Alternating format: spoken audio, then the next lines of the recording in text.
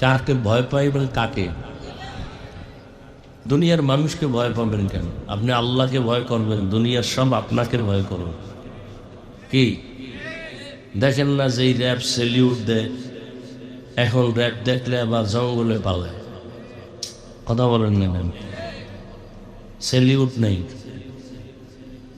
একজনে আওয়াজ দিছে, এই পুলিশ আসছে বাড়ির দরজায়, খানা খাইতে বসছে, দিছে দৌড় খানা তুইয়া। 3 জঙ্গল বাঁশবাগান পাড়াইয়া লঙ্গি মঙ্গি সিরা, পরে কয় না পুলিশ না, এমনি একজন ছিল। কি ভয়! এই ভয়টা কেন জানেন? যে অসৎভাবে চলে তার জীবনে কোনোদিন বুকটা টান করে চলতে পারে। অসৎ টাকা যারা কামাই করেন এদের অন্তর সবসময় ছোট থাকে, ধরা খাইলেই এরা দুর্বল। আর ধরা খাবেই মরার আগেই, মরার আগেই ধরা খাবে। আর হালাল ভাবে যারা চলবে এদের কোনো ভয় নেই, পেরেশানিও নেই। তো কিছু মানুষ সম্মান টাকা দিয়ে কিনে, এগো টাকা যতদিন থাকে সম্মান থাকে, টাকা নাই। কথা বলেন না গো। আর যারা আল্লাহর দেওয়া সম্মান নিয়ে চলে,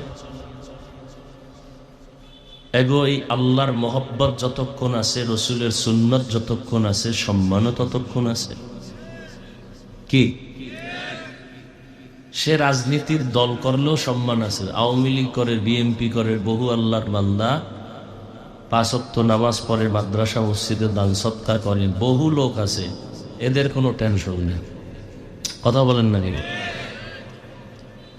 টেনশন তো তাদের যারা জুলুম করে, নিজেরা অপরাধের সাথে জড়িত। এগো নেতাও নাই, সম্মানও নাই। কি এগো দলও নাই, সম্মানও নাই। আর আমরা যারা আলহামদুলিল্লাহ ওলামায়ে কেরাম, রসুলের আদর্শ, সুন্নাত, টুপি, দাড়ি জাগো আছে, আলহামদুলিল্লাহ। 10 বছর আগেও এমপি সাহেব দেখলে কইতো হুজুর দোয়া চাই, নতুন এমপিও কয় হুজুর দোয়া করি। এই টাকা দিয়ে পৌঁছি, বরং সততার সাথে যারা চলবে, লোকটা গরিব হলেও সবাই তাকে ভালোবাসবে। মনে রাখবেন এই কথাগুলো। যদি সৎভাবে চলে, লোকটা গরিব হলেও ধনীরাও তাকে ভয় করে।